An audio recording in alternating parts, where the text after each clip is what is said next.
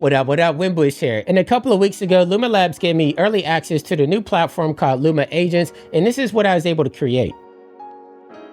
But wait, before you mugs start hating on me, hear me out. Because as a professional motion graphics artist that's currently celebrating my 28th year working in the industry in video games, TVs, and movies, I've been really trying to dig deep and see how these advancements can help us out as artists, because I'm not somebody out there that's looking at having these replace artists, but more about how can we use these to enhance our workflows and have them work in a hybrid situation. Now, I want to say again, Luma Labs did give me access to this, but I do want to be as real as possible. So without further ado, let's jump right into it. So I'll start with the animation that you saw at the top, because I wanted to make something that looked like an energy drink commercial. And as you can see right here, these are a couple of boards that happen off of my previs animation. So before I get too deep into it, the way that Luma Agents work is not like how you see in other programs out there where you type in like a text prompt and it builds something based off of that. Think of Luma Agents as more of like you're the art director or a client, and the Luma Agent is actually like your junior artist. So you're sitting there and you're talking to it and you're giving it your ideas, and you don't have to worry about nodes or prompts or anything of that nature. It's going to help you build everything out, and you don't have to understand what's working under the hood.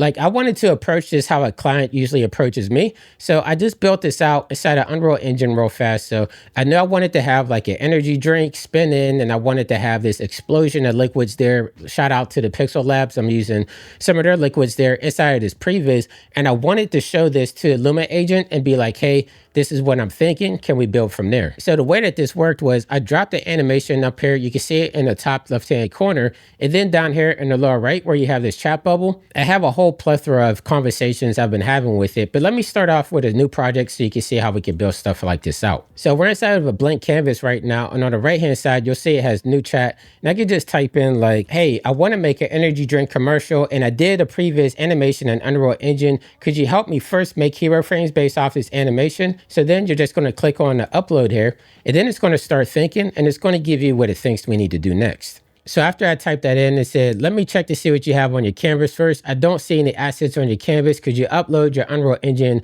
previous animation? So that's what I did right here in the middle. So I'm just going to let it know that it's currently up there. So I just said, I just uploaded it. Do you see it?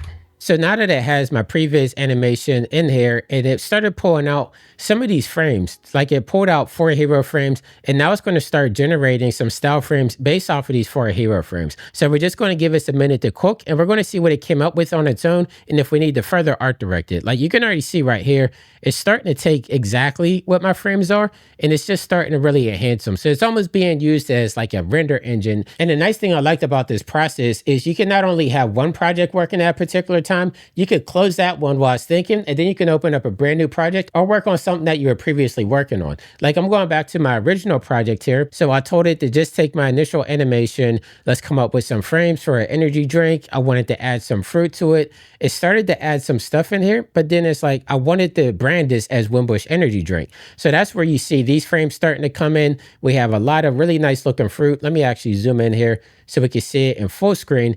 But I'm really digging how some of these frames are looking. So I would say like, maybe I like this shot or this shot right here. Can we enhance on that even more?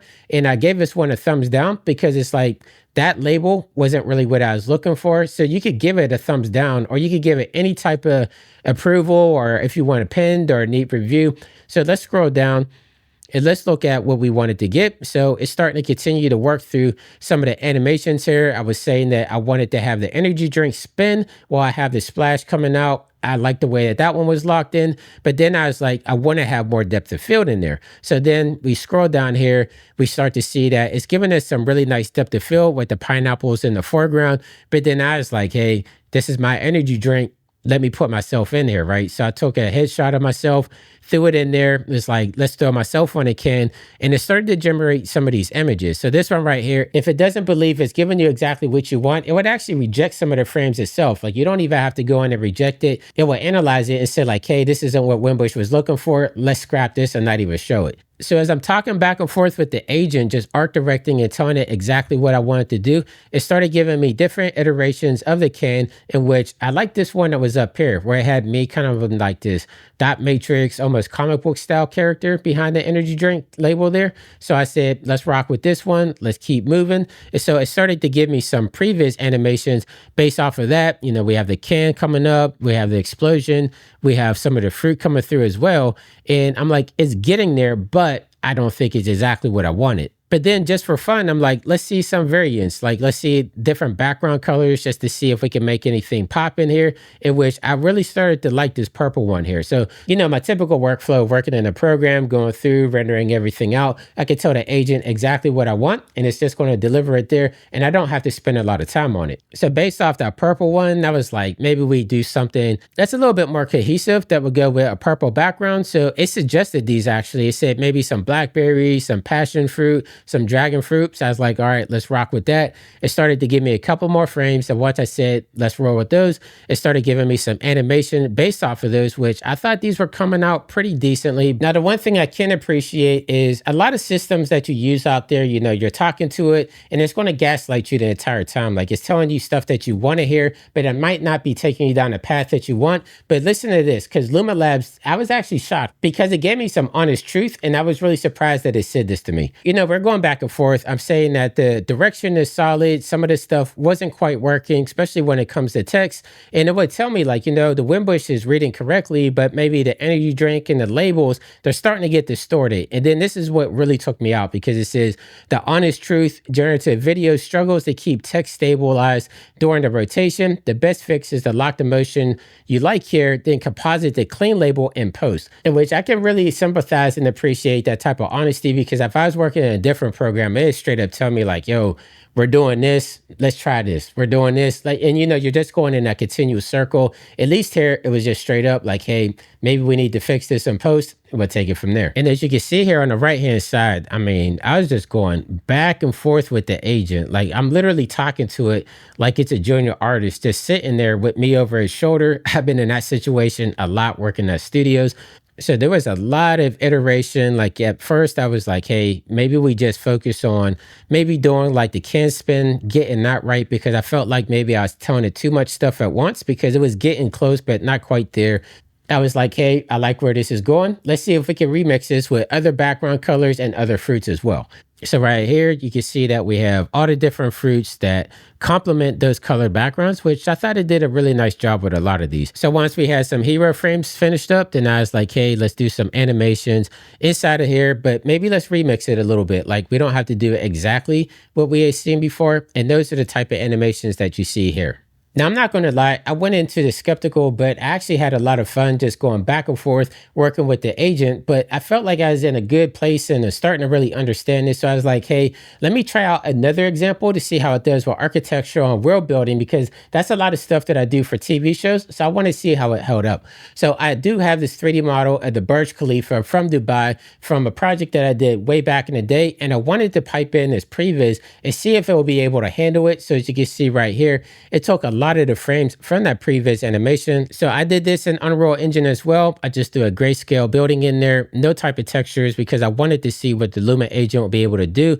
I just have like a deserty background back there. Really, really simple stuff. This might be something that I would show a client if I'm trying to get sign off on like a camera move or something of that nature. So I wanted to see if I could take something that I would send to a client and then just send it to Luma AI and like say, like, let's build upon this one.